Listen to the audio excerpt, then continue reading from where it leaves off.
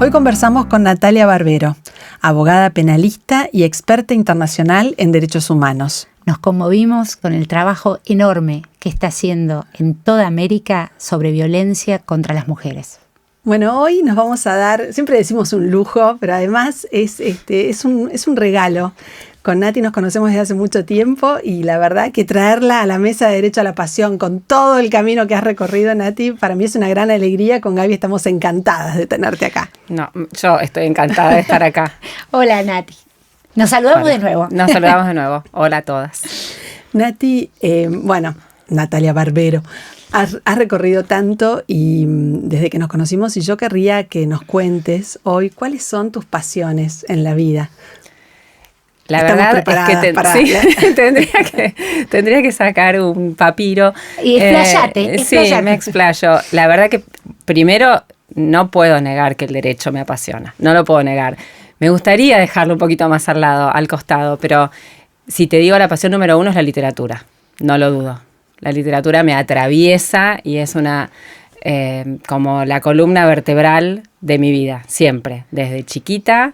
Y no sé cuál fue mi primer libro ni nada de eso, no me lo pregunten, no me acuerdo, no tengo idea, pero siempre la literatura me fue haciendo como surfear la vida y las cosas terribles que después elegí para hacer o para campo de trabajo.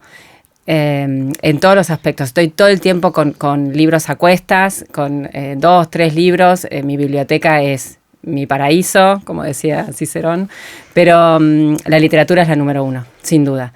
Después, por supuesto, el derecho, lo que hago, una partecita pequeña del derecho. El derecho como campo enorme no es mi pasión. Mi pasión es bien específica de un tema que me fue como tirando de una cuerda. Esa es mi pasión. Bailo, ballet clásico toda la vida y también es mi pasión, el ballet.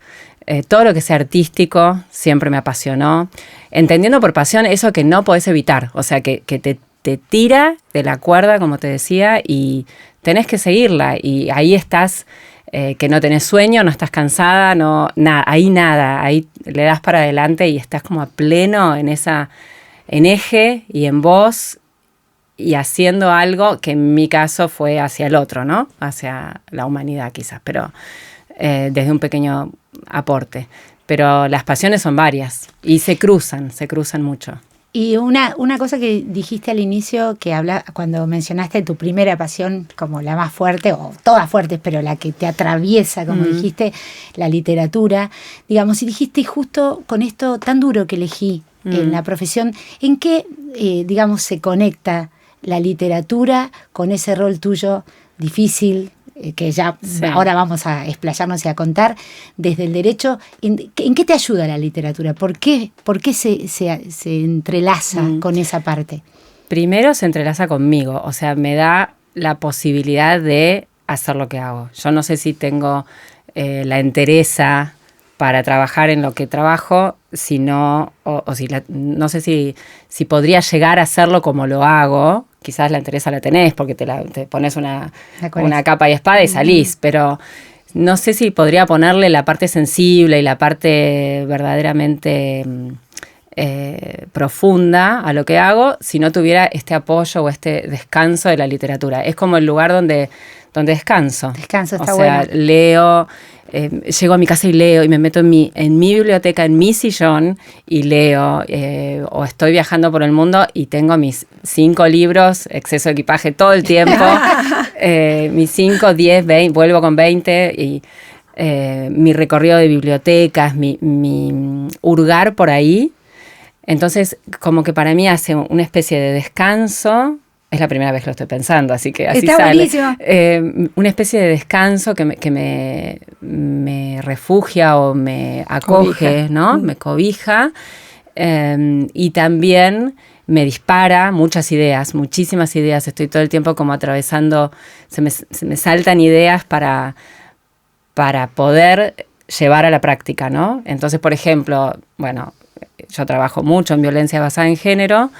Y hay tanto en literatura de eso, tanto, que se te disparan ideas que después podés cruzar, podés entrecruzar. Y aplicar. Y aplicar. Vos decías, no me pregunten cuál fue mi primer libro, pero ¿cómo es el crecimiento de un lector, digamos? Porque para llegar a ser un apasionado de, Sí. ¿cómo es que uno va eligiendo por dónde va, qué autores te van interesando? No es común, digo, llego a una ciudad y salgo a buscar por las librerías, pero busco Sí. qué.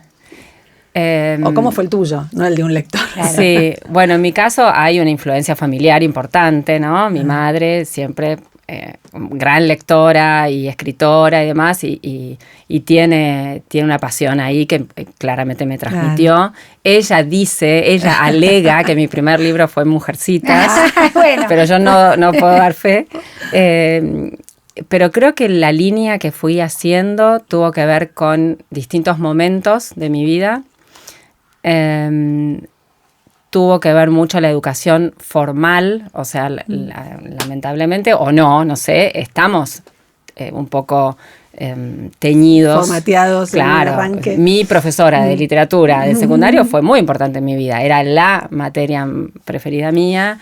Entonces hay una línea que te van haciendo, ¿no? Familiar, educación formal. Mi hermano, Cristian, que siempre leyó mucho y tenía una especial línea. Entonces, la convergencia como afluentes hacen que finalmente la cascada que se generó fuera teñida de diferentes influencias. Pero creo que después hubo un momento en que empecé a tirarme para la poesía, claramente, y las novelas, por supuesto, que acompañan y demás. Los ensayos me fascinan, pero se conecta más a otra parte más intelectual. Pero la poesía fue como mi gran lugar en el mundo, ¿no? Y ahí fui andando, y ese es como un andar que vos vas haciendo y no sabes bien por qué, y te vas cruzando con propuestas que vas tomando y algo te va tirando. Cuando viajo, que viajo todo el tiempo, estoy siempre atenta a los escritores de cada lugar. Nunca voy sin leer algo de literatura, no te leo la guía turística, te leo qué autores nacieron acá o escribieron acá, y leo es antes otro de punto ir. en donde uno pone atención. Sí, Está buenísimo. Así exacto. como el que mira el museo y dice, ¿qué museo tengo para ir a ver? Vos decís, ¿qué escritor tengo para conocer este lugar? Me encanta. Sí. Y eso me fue llevando un poco, ¿no? Y también pienso que tal vez vos que viajás tanto y que tenés esa vida distinta que también es una compañía enorme. Totalmente. O sea, también estás acompañada por tu libro. Sí, yo no puedo viajar. Cuando llego, es llevar tu casa. Sí, totalmente. Cuando yo llego a un lugar, no sé, me quedo, un mes acá, departamento nuevo, lugar nuevo, barrio nuevo, todo nuevo, y a los 2 días tengo mi computadora y todos libros alrededor. Totalmente inconsciente, pero ya me hice mi casa. Entonces yo puedo estar en cualquier lado, incluso esto te digo, puedo estar en una carpa, pero tengo mis libros, como que necesito en mi bolso o lo que sea, libros. Son mi casa, sí, son como un lugar donde estoy tranquila, segura, sí. Nati, y una pregunta, también hablaste del baile, ¿no? Pues no quiero dejar ninguna pasión afuera. Sí. Afuera, el baile clásico. Sí. ¿Y eso cómo convive con vos? ¿Cómo lo metés en tu vida? Ahora hace 2 años dejé de bailar por cuestiones pero hace nada, obvias, etarias ¿Por y qué? de rodillas, pero sí, bailé toda mi vida desde los 6 años y siempre fue una pasión porque para mí la música clásica, escucho todo el día música clásica y mucha música de ballet. Estudio con música clásica, leo, manejo con música clásica, hago todo con música clásica. Pero la expresión por medio del baile fue para mí como una conexión con esa parte sensible que quizás en la vida diaria me cuesta porque soy un poco más estructurada y más fuerte para lo que hago, ¿no? Pero toda la vida fue como esa parte de conexión, de sensibilidad. O sea, yo escucho música clásica y me toca una vibra que no me toca otra cosa. Llega ahí como muy directo. Entonces, imagínate la conexión literatura, música clásica. Cuando te hacen cuando ves una obra que ahora están haciendo mucho, obras de baile, pero que tienen una historia de música, de literatura detrás, sí. Eso es apasionante, es como el momento Y clave. eso también salido del seno familiar, Sí, inculcado, porque a los 16 Mi madre. años es difícil. Tu que alguien madre, diga, tu madre. Bueno, La parte Sí, mi madre fue ahí la... muchas la- cosas lindas para agradecerle. Sí, Entonces. totalmente. Qué bueno. Nati, bueno, yendo a tu carrera profesional, digamos, si tenés que contar a toda la gente que nos escucha, tus grandes hitos o grandes decisiones en tu vida profesional, para contarnos un poco cuál es el recorrido que hiciste, ¿nos podés contar? Sí. Tengo como 2 etapas claras, me parece. Una es que tiene que ver con mi forma de ser. Soy muy voluntariosa y muy persistente, y cuando me pongo algo como objetivo, llego. Entonces, desde que estudio, desde el colegio y luego universidad y carreras varias y especialización y maestría y doctorado y investigación, y como que no puedo parar. Tengo una inercia voluntaria, que no sé si no es un contrasentido, pero tengo como esa cosa de ir para adelante y que nada quedo ahí a mitad de camino. Entonces, en mi primera etapa de profesión, estudié muchísimo. Entonces terminé el colegio y empecé a estudiar, y terminé de estudiar la carrera de abogacía y me postulé para una beca y me voy con la beca Fulbright y me voy a vivir a Estados Unidos y hago mi maestría, y después a la par me postulo para otra y me voy al doctorado y avanzo y siempre estoy como estudiando, y eso me dio mucho conocimiento, mucha parte intelectual. Y en un momento, que por supuesto lo aplicás en el trabajo como abogada, pero en un momento hubo un quiebre ahí, que yo no sé si no se lo debo a la literatura o alguien es el culpable, pero hubo un quiebre que tuvo que ver más con lo sensible, y empecé a virar un poco, saliendo del típico litigio, yo era penalista y del típico litigio nacional, y fui hacia otra parte que era la humanidad. O sea, del uno me fui al todo, y empecé a encontrar esa parte más sensible o más humana del derecho, y cambié rotundamente mi forma de trabajar. ¿Y eso en qué momento de tu vida fue, digamos? O sea, lo puedo identificar, tal vez, si me preguntás un momento. Recuerdo bien una conversación con mi hermano Cristian en España, cuando yo estaba haciendo el doctorado en Sevilla, y tenía que decidir el tema de mi tesis doctoral. Para todos los que hicieron doctorado saben que es un momento crítico, terrible, que la tesis es lo peor que te puede pasar en el mundo. No, y elegir mal el tema. Elegir mal el tema es lo peor, claro, es drástico. Determinante, sí, muy determinante. Sí. Y no sabía, yo estaba en ese punto de quiebre mío, como había estudiado ya un montón de derecho, de dogmática penal, de teorías alemanas y demás. No, bueno, no lo quiero decir tanto con esta cara porque está bueno, pero toda esa parte. Y como digo, densa. Claro, ahora quiero hacer algo que vaya por otro lado. Y me acuerdo de una conversación con él, que venía de derechos que humanos. Trabajaba en derechos él trabajaba humanos, en ayuda humanitaria, por unos lugares terribles. Y me dice, tenés que encontrar un delito, quizás, que te llegue de un modo distinto, o que tenga más que ver con los derechos humanos. Y así salió un tema mundos. increíble, que para mí fue un mundo y un cambio, que fue en ese momento el delito de tortura. Y ahí hago mi tesis en el delito de tortura como crimen de lesa humanidad, y ahí me empiezo a ir un poco de la dogmática penal. Que no me escuche mi maestro adorado de dogmática penal, porque... ¿Quién es? Edgardo Dona, Bueno, gran profesor y número 1 en esto. Y me empiezo a ir un poco hacia lo que es esa otra parte, ¿no? Y ahí empiezo a trabajar en crímenes de lesa humanidad.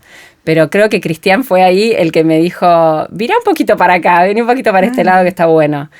Y me tiré de cabeza, y ahí no paré. ¿Y por qué decías que ahí la literatura tuvo que ver también? Bueno, porque lo que me venía pasando era que yo tenía una cosa sensible adentro que el derecho solito, dogmático, no satisfacía, claro. Yo quería algo más, o quería atender de otra manera lo que pasaba. Yo leía cosas que superaban la realidad, y aunque dicen que la realidad supera la ficción, yo todavía estaba en esa balanza invertida, o sea, estaba teniendo una realidad que no llegaba a eso que yo quería realmente. Yo quería inyectarle sensibilidad al derecho, básicamente. Está buenísimo eso. Y me parece que ahí se fue abriendo un poquito el camino. Y ahí fue el doctorado, entonces, hablando de esas grandes decisiones, fue ese quiebre, y a partir de ahí, ¿qué hiciste? ¿Cómo fue? Y después del doctorado, O sea, fue... el delito de tortura, crímenes de lesa humanidad. Sí, y ahí se fue abriendo porque yo nunca provoqué muchas cosas, nunca... La verdad que eso es algo extraño en mí porque soy tan voluntariosa y demás, Claro. pero sin embargo las cosas iban dando y yo, como te decía antes, medio que surfeaba y dejaba que me llevaran las pasiones, no personas, ¿no? Y jamás, justamente. Y empezaron a darse invitaciones o cosas que tenían que ver con temáticas que me atraían mucho más. De hecho, mi primer invitación concreta en el ámbito internacional fue un tema de trata de personas. O sea, como que entré así, uno de los peores delitos que puede haber, si no es el peor, la esclavitud actual. Y entré por trata de personas, pero fue una seguidilla, un tema de trata de personas en Brasil, después un tema de violencia sexual en Colombia, después un tema de cuestiones de violencia de género en Ecuador, y se fueron tac, tac, tac, como un dominó, pero en lugar de caerse, parándose, una cosa así. ¿Y qué hace un experto internacional en derechos humanos? O sea, fueron llegando, pero concretamente, ¿cuál es la tarea? O sea, ¿qué? Hay dos... O la que vos fuiste la perfilando, que me tocó, claro. La que me tocó. Yo tuve dos canales. La academia, sin duda. La academia fue siempre el apoyo y la continuidad. O sea, la academia es como que te mantiene, además de una necesidad de actualización continua que tenemos los abogados en general, pero los que trabajamos en esto, porque los casos van cambiando increíblemente todo el tiempo, uno no puede creer de lo que es capaz el ser humano. Entonces, la academia por un lado, y por otro lado hay muchas invitaciones que tienen que ver con la academia, o sea, que te invitan como profesora de la Universidad de Buenos Aires, pero que también tienen que ver con cuestiones de ejercicio del derecho. Hay como una falsa creencia de que el abogado trabaja según la ley local y punto. Bueno, yo soy la prueba de lo contrario. Qué bueno decirlo eso, porque es una creencia increíblemente instalada. Claro, como que vos sos abogada, te recibís de abogada y vas a trabajar de juez, fiscal o defensor en el penal, ¿no? O ejercicio libre de la profesión, punto. No, yo no hago ninguna de esas tres cosas. O Contanos. Claro. Y entonces empecé a trabajar, fuera de la academia, en diferentes proyectos que se fueron dando, siempre relacionados a la justicia, pero diferentes proyectos en diferentes países por problemáticas puntuales. Por ejemplo, en Colombia trabajé muchísimos años, 9 años, trabajé en Colombia en diferentes procesos de paz o justicia transicional, así se llama correctamente, en 2 épocas distintas. Una fue la época de los paramilitares, cuando se decide juzgar a los paramilitares de modo alternativo, y la segunda fue el proceso de paz último, que todos conocemos, de la FARC y Ejército. Fueron 2 épocas para mí riquísimas, de un crecimiento enorme, de mucho desafío, pero fueron mis primeras manifestaciones en la práctica de todo eso que sabía, ¿no? De toda esa academia encima. Fue mi primera ayuda humanitaria fuerte a través de la justicia. Concretamente hacíamos investigaciones de crímenes cometidos durante la época de los paramilitares y cómo imputarlos como crímenes de lesa humanidad. O sea, trabajar a la par de la procuración, de la fiscalía, y llevar adelante todas las imputaciones de crímenes de lesa humanidad a paramilitares. Eso fue un proceso que luego cambió por diferentes cuestiones. Y el segundo, que fue mucho más desafiante, porque no era solamente FARC, sino que era Ejército también, o sea, el Estado siendo imputado en sus agentes, ¿no? Pero el Estado como tal, y esa segunda etapa fue bastante difícil porque era una justicia distinta, la justicia transicional, pero desde un punto de vista menos justicia penal, o sea, menos castigo y más recomposición social. Claro.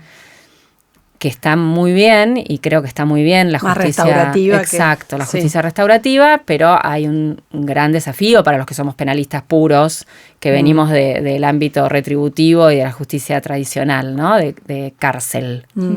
Entonces, de repente era no cárcel para un criminal de guerra. Entonces, era un desafío importante para mí. Y bueno, esa fue, por ejemplo, una de las experiencias más interesantes, la de Colombia. Y luego se fue dando alguna otra cuestión en Brasil muy, muy interesante también, con jueces, siempre ayudando desde la justicia, ¿no? Capacitando jueces o ayudando a la fiscalía. Nati, En este ahí tipo de crímenes. integrándote a equipos, porque, o sea, soy un experto y voy en soledad por el mundo, pero después tengo que llegar a un lugar donde me tengo te que integras. acomodar. Sí, así como te acomodas a tu nuevo departamento, a tu nuevo Te integras, barrio, a la nueva tarjeta para el subte y todo eso, o a tu nuevo custodio en muchos países, te tenés que integrar a un equipo, sí. Y vos sos la externa, la única generalmente. A veces hay alguno más, pero es raro. Y después trabajás así con todos locales. Las experiencias humanas son increíbles. Sí. Latinoamérica es, bueno, para mí es uno de los lugares del mundo más ricos desde el punto de vista humano. Las personas que vas conociendo y la integración. O sea, cuando estoy terminando un proyecto, digo, bueno, Colombia es el mejor país del mundo, los colombianos son los mejores del mundo. Y me llaman a Panamá. ¡Ay, no, Panamá! Los panameños son lo más dulce del mundo. Entonces Esta chica es enamoradiza. Te vas conquistando, sí, te van conquistando. Ay, qué Nati, lindo. ¿y hoy en qué estás focalizada? Hoy, porque seguíamos en las etapas, Sí. digamos, y hoy en qué... Y después de una época larga de tortura, otra época de trata, otra época de desapariciones forzadas, últimamente estoy mucho, hace unos 5 años o 6 años, en violencia basada en género. Violencia contra mujeres, específicamente, basada en géneros. Con un énfasis en violencia sexual, pero se trata toda la violencia en general. ¿Y eso en toda Latinoamérica? ¿O en algunos países, sí, que tienen cierto interés. La problemática es de toda Latinoamérica, de toda América, sí. porque Estados Unidos tiene unos índices tremendos, altísimos, pero el abordaje es distinto. En Latinoamérica los números son aberrantes de femicidios y de violencia en general, pero tienen un abordaje en este momento activo, o sea, están tan alertados por estos números, ciertos países en particular. Caribe tiene una problemática muy alta y Brasil en particular, Argentina no se queda atrás, pero Caribe en particular, Dominicana, por ejemplo, tiene números muy altos y ahí estoy trabajando, Panamá también, y tienen una especial momento, o sea, como que hay que aprovechar el momento a veces, porque es el momento en que pusieron foco. Exacto, se puso foco, se está hablando del tema y hay que dejar de naturalizar y hablar del tema y pasar yo desde la justicia, pero empieza mucho antes.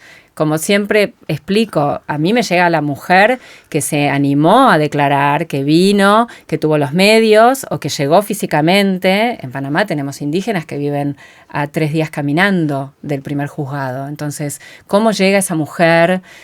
Si llega, ¿no? El tema del idioma, la lengua que habla y eso es una cosa. En los protocolos que ustedes han... Exacto. Y nosotras lo que hicimos fue, con un grupo de trabajo, fue redactar, por ejemplo, en el de Panamá, un protocolo de acceso a la justicia para mujeres víctimas de violencia basada en género, con especial énfasis en mujeres migrantes e indígenas, que son las dos problemáticas más fuertes, porque Panamá tiene una población indígena muy alta, con mucha violencia sexual naturalizada, instalada en costumbres y además en la criminalidad.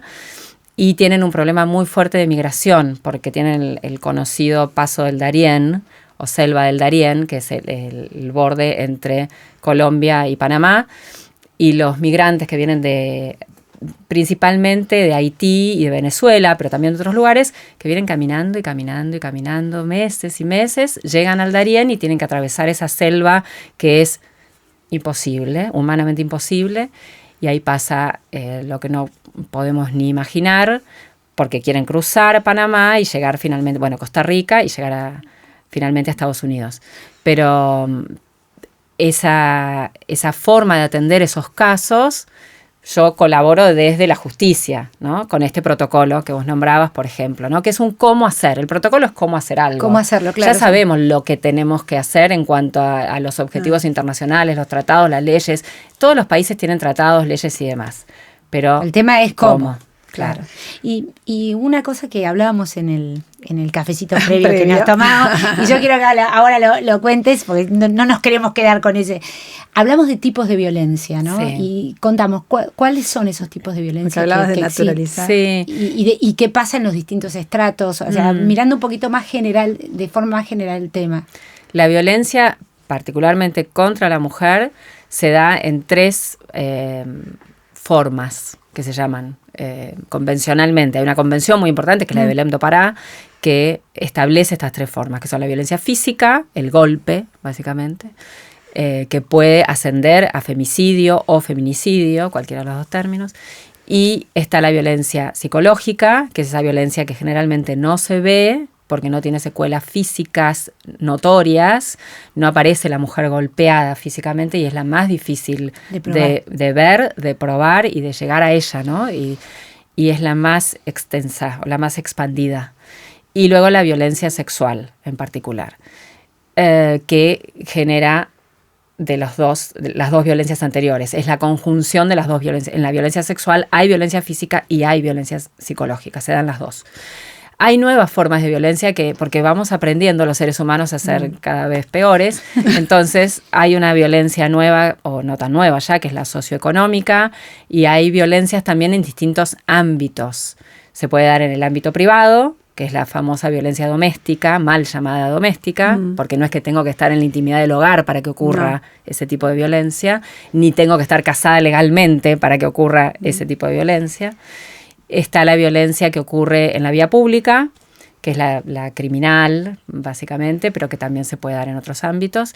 Y está la violencia en manos del Estado, o sea, la custodia, que es ahí donde quizás yo más trabajo, que es cuando la persona, por ejemplo, la mujer cae detenida y en custodia sufre violencia institucional. Ya sea que caiga como imputada o quizás cae como víctima a declarar y entra al sistema, o sea, no va a ser detenida, pero entra al sistema declarando una violencia sufrida y sufre la violencia institucional del Estado. Sí. Que no la recibe como debe recibir, como les decía antes. ¿Y qué sería violencia? Perdón, porque no sabía. ¿Qué sería violencia institucional del Estado en esos casos? La violencia institucional se da cuando el sistema en sí resulta el perpetrador de la violencia a través de agentes, ¿no? Pero, por ejemplo, si una mujer víctima de violencia va a la comisaría en Argentina y va a declarar su caso de violencia, me pasó esto, esto y esto, y recibe del otro lado una persona, la que le recibe la denuncia, es una persona que no está capacitada, que tiene prejuicios personales, que tiene estereotipos de género,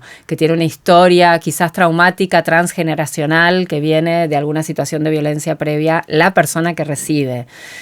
El modo de recibir esa denuncia es muy delicado, porque esa víctima de violencia hizo un esfuerzo enorme en acercarse al sistema y el Estado en ese momento es el policía que me recibe la denuncia, o es después el juez que me recibe en la audiencia, o es mi defensor que se va a referir a mí de tal o cual manera, o es el defensor del contrario que va a decir, ¿y usted qué estaba haciendo ese día, esa hora?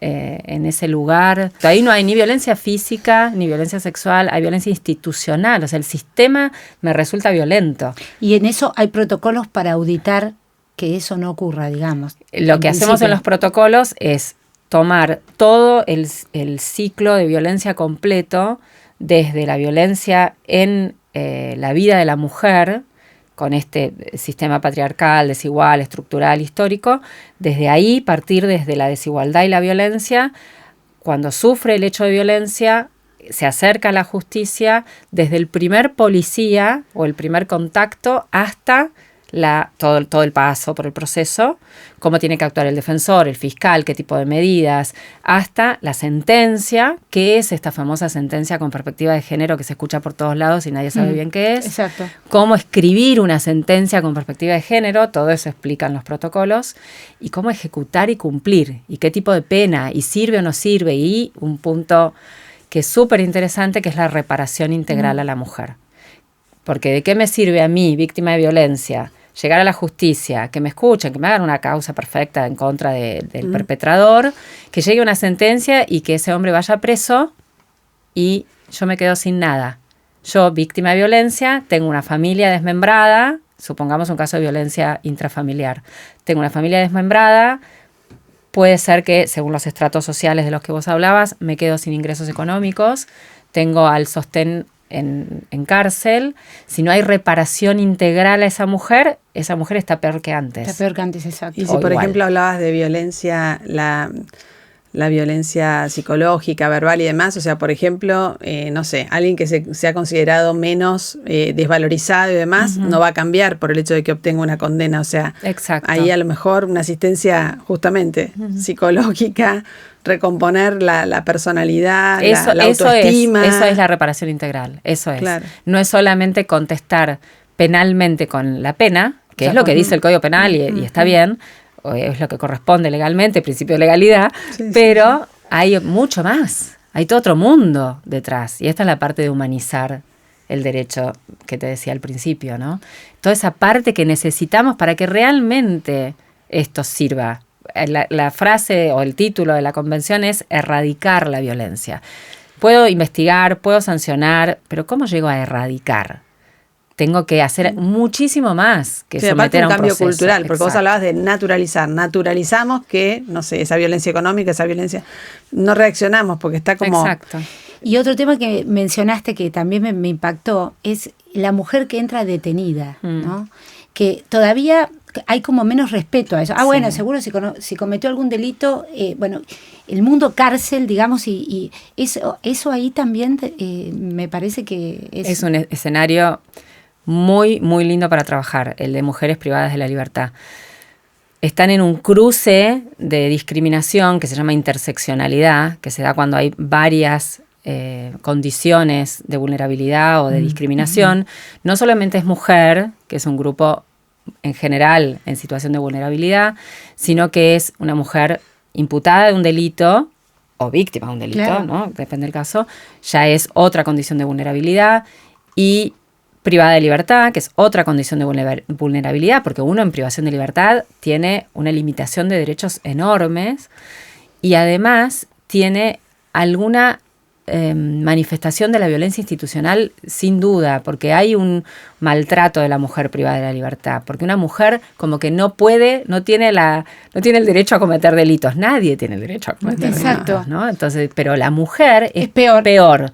Claro, como una mujer que tiene que ser madre de familia y estar en su casa y atender sus cuestiones domésticas, además comete un delito. Claro, ¿cómo se acerca a la criminalidad? ¿Por qué se acercó a la criminalidad?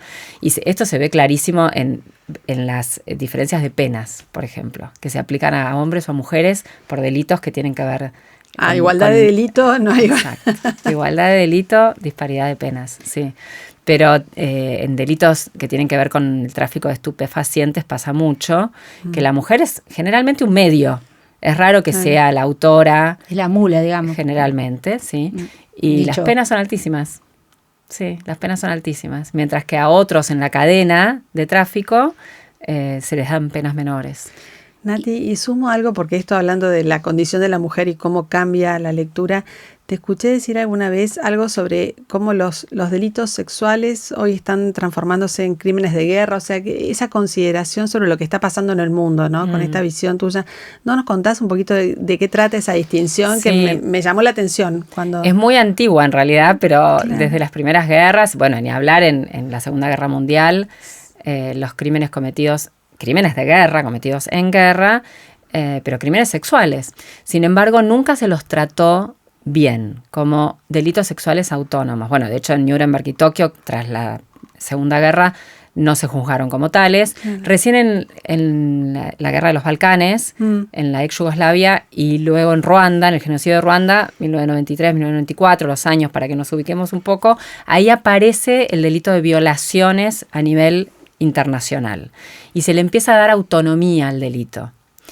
Sin embargo, es muy particular lo que pasó en nuestro caso, en Argentina, en los los delitos cometidos durante la última dictadura cívico-militar, que fueron juzgados, los delitos sexuales, declarados, testimoniados expresamente por las víctimas desde el primer juicio, desde el 85 y todos los posteriores también, fueron siempre encuadrados en otros delitos. Nunca fueron reconocidos como tales. Es esto de naturalizar e invisibilizar. Entonces, violaciones en la ESMA, por ejemplo, que ahora sí ya están condenadas, pero en su momento siempre eran tratadas como tormentos, que era el delito en ese momento, que es torturas hoy en día.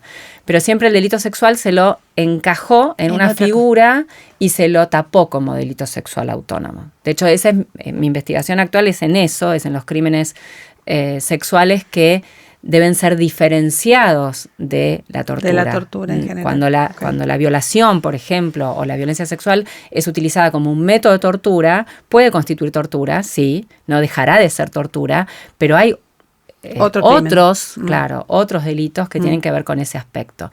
Durante mucho tiempo no se lo juzgaba así como tal. Y quedaba totalmente invisibilizada la violencia. Ahora Argentina es pionera también, siguiendo los estándares internacionales, ya tenemos sentencias que tratan los delitos sexuales en particular. Buenísimo, clarísimo. Buenísimo. Nati, ¿tuviste que desarrollar algún tipo de fortaleza personal o algo, digamos, desde lo personal para poder, digamos, encarar todos estos delitos que son tan difíciles y que tu vida, digamos, transcurra inserta en todo esto, ¿no? Creo que lo que seguramente tuve que hacer y no me di cuenta fue desarrollar mucha fortaleza. O sea, la posibilidad de estar frente a la víctima o a esos jueces o a esos policías que tratan con víctimas y demás, y tratar estos temas y hablar sobre estos temas y ver las pruebas y demás de los expedientes sin que me parta al medio, básicamente, ¿no? Claro. Pero no fue algo que que lo hice por lo menos conscientemente. O sea, como te decía antes, medio que me iban tirando estas pasiones y me fui para este lado que me atraía y me das un expediente que tenga que ver, no sé, que tenga que revisar, ¿no? Y que tiene que ver con una defraudación y a la foja 2 me aburrí. Y mientras que tenemos expedientes muy, muy complejos de este tipo de causas y que los puedo leer apasionadamente y buscarle la vuelta y tratar de... A uno le sale de adentro como una fuerza que no sabía que tenía. Entonces, si lo tuve que desarrollar, no lo sé. Que lo desarrollé, sí, pero no sé si lo hice conscientemente. Hay una fortaleza ahí que te hace estar armada en ese momento.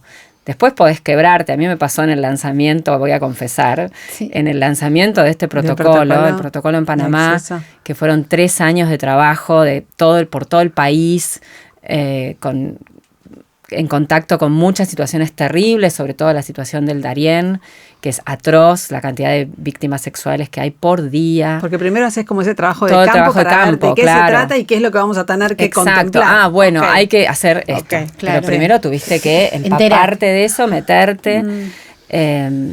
A veces, es muchas veces hablando con gente, porque por seguridad no podés llegar a ciertas zonas. Pero después de todo ese rastrillaje de casi 3 años, y lo escribimos, el protocolo, y salió bárbaro, y estábamos todos felices. Ahora el protocolo está por toda América y estamos felices con el producto, digamos, se llama entregable. Pero el día del lanzamiento, yo no pensé que me iba a pasar lo que me pasó. Tuve que dar el discurso inicial, estaba la presidenta de la Corte Suprema, embajadores y demás, toda la cuestión formal, y cuando me toca a mí, yo sabía que quería, yo me conozco, y sabía que quería inyectarle esta cuota de sensibilidad de la que hablábamos antes, y había escrito por primera vez en mi vida un discurso. Jamás en mi vida escribí, siempre salgo a mis clases, doy clases todos los días y salgo sin haber escrito nada, mis conferencias las doy sin escribir, siempre hablo mucho. Y ese día lo había escrito y después me di cuenta por qué lo había escrito, porque era un puñal lo que había escrito y sabía que no iba a poder sostenerlo.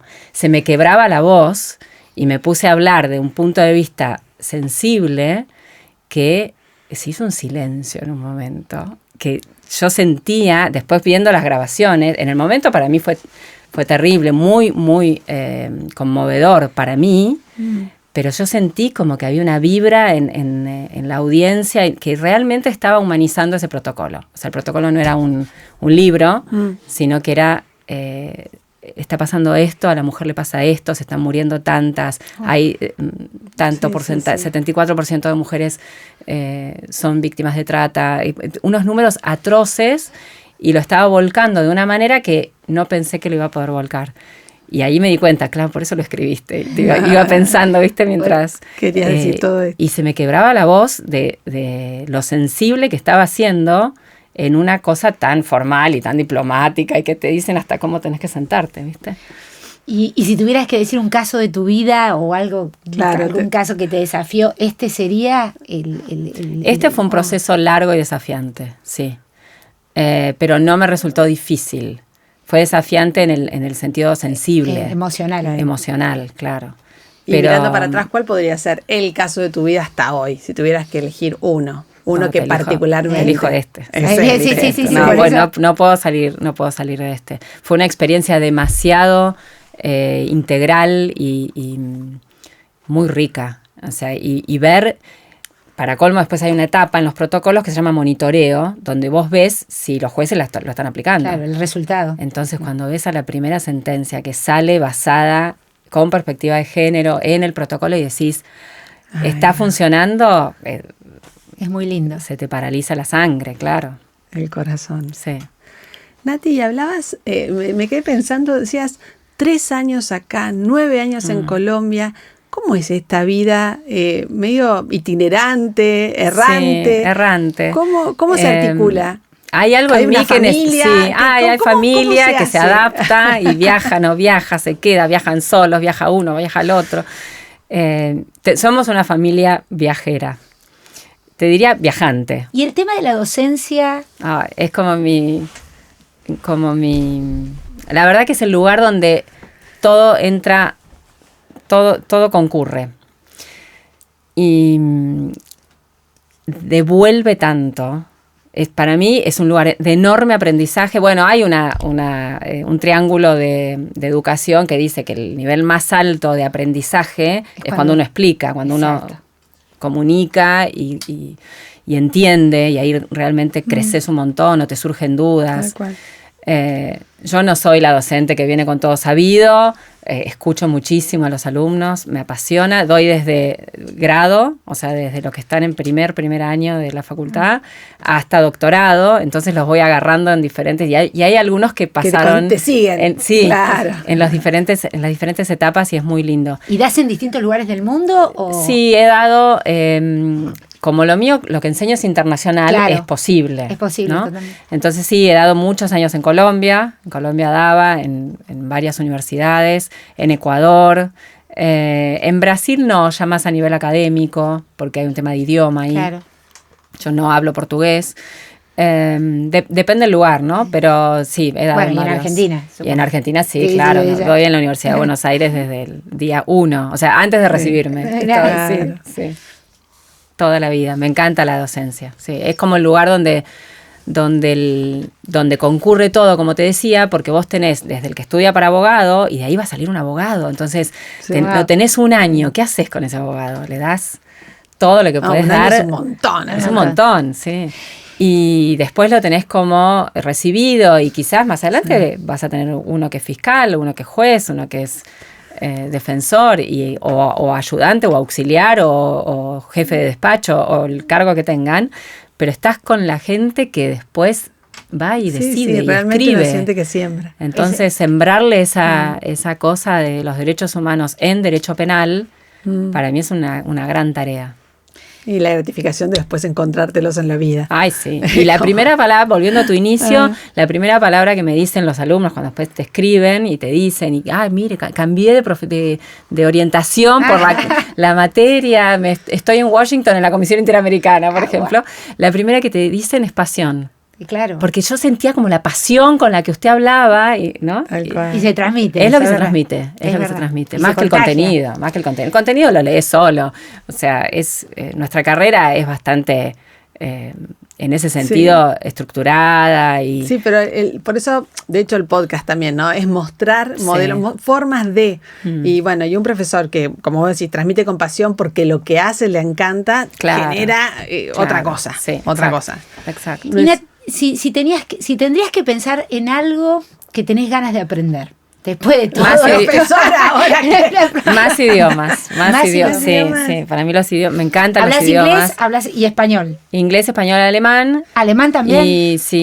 Y en algún momento hablaba francés e italiano, pero mi familia es italiana, pero se me olvidan un poco. Los leo todos, pero no los hablo. Me gustaría aprender más profundamente los idiomas, porque el problema que tengo es que como yo soy al hueso, cuando voy y aprendo alemán, no aprendo alemán para comunicarme y para poder viajar. Y aprendizaje liviano. Claro, y aprendo toda la literatura alemana, o sea, Goethe, Hölderlin, todos, y me meto de cabeza en el idioma. No es un pedacito. Entonces me gustaría quizás, si tuviera tiempo, dedicarme más. Sigo estudiando. Alemán no se puede saber, o sea, no se puede. Es mentira el que dice hablo alemán o sé alemán. Nunca se deja de estudiar alemán. No. Pero ¿cuándo empezaste con alemán? Porque una cosa son los idiomas que uno incorporó desde más chico. Sí. No, lo agarré de grande. Sí. Italiano, francés y alemán los estudié de grande. Y podés tener una conversación en alemán perfectamente. Sí. Perfectamente no. Pero jamás te voy a decir, además con mi índice de perfección, jamás te voy a decir. Llego. No, pero podés tener, bueno, ya tenemos. Ahora vuelvo y me pongo a estudiar. No me animaba a decirles a la chica. Claro. Nati, y contanos una conversación que para vos haya sido inolvidable. Sí, Esta te lo pedimos, así, hurgar un poquito. No sé. Así nomás, la primera que se me acaba de cruzar, No sé si. ¿Una conversación? Hubo una conversación que de hecho me estoy dando cuenta que es mi foto de perfil de WhatsApp. Me acabo de dar cuenta. Ubico la foto, quiero saber. Es viejísima. Estoy hablando, como todo vuelve a la literatura, ¿no? Me estoy situando y estoy en la librería Strand de Nueva York, que es una librería de usados muy conocida, que tiene como 3 pisos, todos libros usados. Yo pensaba que era una biblioteca, mira, la foto de perfil. Bien. Bueno, es una librería y yo soy fanática de las librerías de usados, voy por el mundo siguiendo las librerías de usados y hay una persona en esa librería que le dicen el oráculo. Que es, ¿A la persona? A la persona, que es una persona que sabe todo y sobre libros. Me imagino. Está sentadito ahí en un fondito, como desapercibido. Es un hombre grande. Creo que en la foto se ve él y no me veo yo. Se ve él. Es una persona muy alta, de raza de color.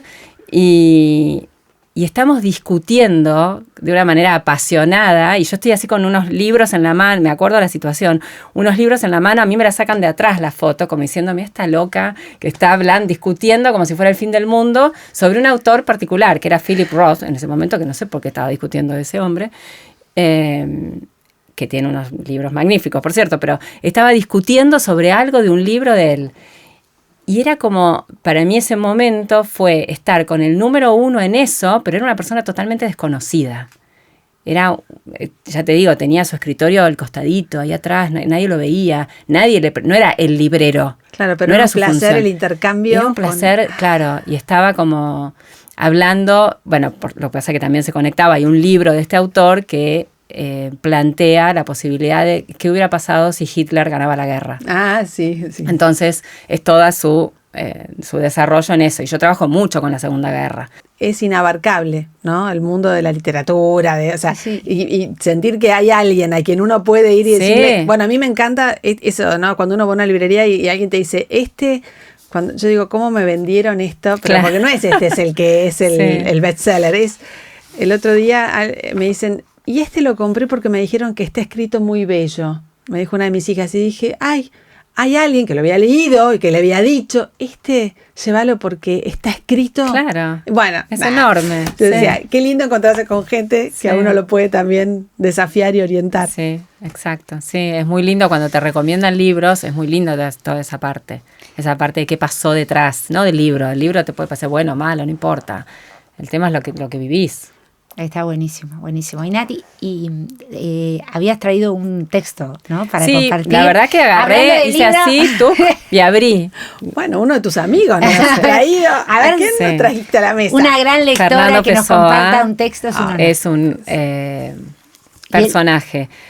Y el libro se llama... El libro del desasosiego. Fernando Pessoa era una persona muy especial.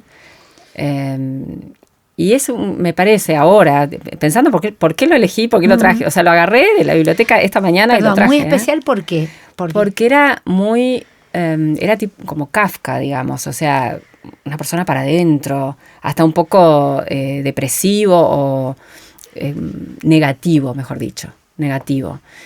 Y entonces él inventa los heterónimos, inventa estas personalidades y escribe desde cada uno de sus heterónimos. Entonces, ese montar, ¿qué es la literatura? Eso es la literatura, vivir 1000 vidas en lugar de una. Entonces, montarte en bueno, hoy escribo como Bernardo Soares, hoy soy tal otro.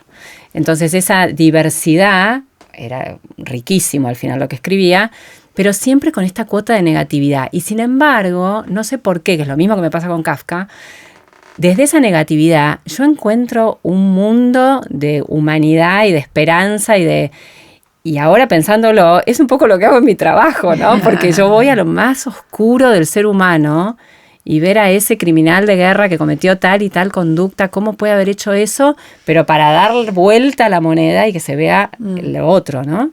Entonces, buenísimo. Como que me pasa a veces eso con la literatura, y leo cosas oscuras, o en poesía lo mismo, leer algunos poemas o algunas poetas, que conocemos varias, hay muchas poetas que se suicidan. ¿Por qué? O sea, hay mucho, Virginia Woolf, Sylvia Plath, Alejandra Pizarnik. ¿Por qué está esto de esa necesidad de... Ellas viven la literatura. La poesía para mí es vivir la literatura. O sea, viven las letras, viven con su poesía. Y a veces es demasiado duro, ¿no? Entonces terminan con estas cuestiones trágicas, con estas decisiones lamentablemente trágicas. ¿Te leo? Dale, sí. Dale. No sé, insisto... No sé por qué, ¿eh? Pero bueno. Vamos a ver qué sale. Pero llegó. Sí. Siento más pena por los que sueñan lo probable, lo legítimo y lo cercano, que por los que se dejan llevar por el devaneo de lo lejano y lo extraño. Los que sueñan a lo grande, o bien son locos, o bien creen en lo que sueñan y son felices, o entonces son seres simples para quienes su devaneo es una música del alma, que los acuna sin decirles nada. Pero quien sueña lo posible tiene la oportunidad real de la verdadera desilusión. No me puede pesar mucho el haber dejado de ser emperador romano, pero puede dolerme el no haberme atrevido nunca a hablarle a la costurera que cerca de las 9 da vuelta siempre por la esquina de la derecha. El sueño que nos promete lo imposible, ya con solo hacerlo, nos priva de sí mismo, pero el sueño que nos promete lo posible se entromete con nuestra vida y delega en ella una solución. Uno vive exclusivo e independiente, el otro sometido a las contingencias de lo que sucede. Por eso amo los paisajes imposibles y las grandes áreas desiertas de las llanuras. Las épocas históricas pasadas son de pura maravilla, pues no puedo, por supuesto, creer que se realizarán conmigo. Duermo cuando sueño lo que no hay. Me despierto cuando sueño lo que puede haber. Bueno, ay, sigue, hermosa, la ¿no? última frase es espectacular. Sí. Pero ese, primero, el de amar los paisajes imposibles, para mí es como el sueño de una humanidad sin guerra, por ejemplo, ¿no? Yo que trabajo tanto en guerra, pensar que un día no va a haber más guerra es imposible. Pero dale, soñemos. O sea, ¿qué problema? Mi granito de arena, que un criminal de guerra esté condenado como corresponde, o que un caso de violencia de género no se repita, cambia, ¿cuánto impacta? ¿Cambia mueve la aguja? Quizás no. Para mí sí, yo le doy para adelante. No, o sea, y si uno mira la historia de la humanidad, había muchas más guerras. O sea, las guerras en la Edad Media era todo guerra. Y sin embargo fue disminuyendo. Tal vez podemos soñar, que tal vez no lo veamos nosotros, seguro. pero algo de lo que vos hacés puede tener que ver con que la humanidad en el futuro no tenga realmente más guerras, ¿no? Me parece que es algo que puede ser posible. Puede ser, si uno mira sí. la evolución. En mi opinión, yo soy más Pessoa y te digo que no. Te digo que bueno, pero hay un trabajo de reparación o restauración que en otra época no era ni computable. Exactamente. Y hoy entonces hay una posibilidad de revisión sí. y de... Hay un llamado y una atención, o sea, estamos siendo convocados a atender a esa humanidad que está herida, cada uno desde lo que haga, y es posible, como vos decís, esa parte es posible. El cuadro general te da una sensación de imposibilidad porque los conflictos que hay en este momento en toda la Tierra son inmensos, sí. Pero realmente no los podés contar, y sin embargo, y la cantidad de víctimas, por supuesto. Sin embargo, que está hecho, todo esto está estudiado, la cantidad de víctimas que hay en este siglo comparado con el siglo anterior, o sea, vamos empeorando en ese sentido. Pero no dejo de apoyar tu visión y que es cierto que quizás hay como más posibilidades de acción y algo vas a ayudar, sí, sin duda. Pero está esto de apuntar a eso. ¿Qué es lo imposible? Bueno, vamos para ahí. Me encanta. Gracias, Nati. No, de nada. Gracias. Un placer. Gracias a ustedes. Este es tremendo cierre. Ahora nos queda nuestro segmento musical porque justamente después de hablar de lo que venimos de conversar, queríamos, iluminar un poquito el alma con un poco de música. Dale. Como hermoso siempre. Episodio, ¿no? Gracias. Seguiríamos conversando. Gracias a ustedes. Hay tanto que quiero contarte, hay tanto que quiero saber de ti. Ya podemos empezar poco a poco. Cuéntame qué te trae por aquí. No te asustes de decirme la verdad, eso nunca puede estar así tan mal. Yo también tengo secretos para darte y que sepas que ya no me sirven más. Hay tantos caminos por andar. Dime si tú quisieras andar conmigo.